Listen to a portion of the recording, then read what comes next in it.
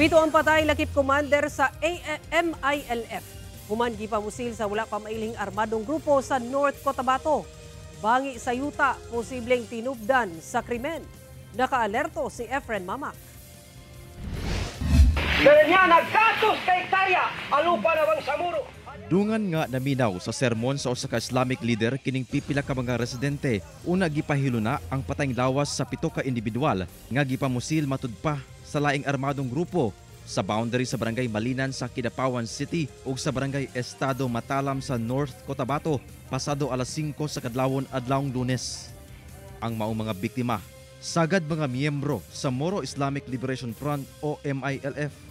Gani nalakip sa napatay ang commander nga giilang nga si Salindato Edris Langalen nga matud pa dunay daang kaso. During conduct of investigation, napag-alaman po na nagkaroon ng enkwentro itong dalawang armadong grupo na kung saan po ang isang grupo po ay mayroong 7 na namatay at isa po dito is yung kanilang commander na mayroon na pong standing warrant of arrest sa kasong attempted murder po. Matud sa Cotabato Police Provincial Office, ang namatay nga mga biktima dili taga North Cotabato.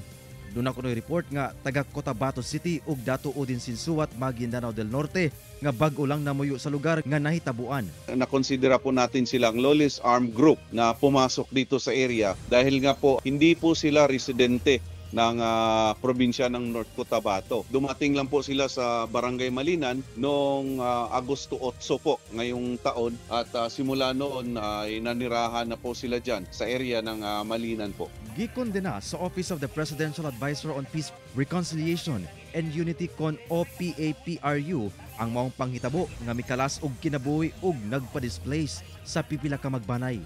Gibutyag sab niini nga ang hinungdan sa maong pagpamusil dunay kalabutan sa dugay nga land conflict o bangi sa yuta.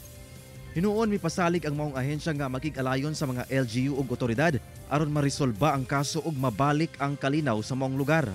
Padayon ang hot pursuit operation sa kapulisan ug kasundaluhan batok sa maong armadong sospek.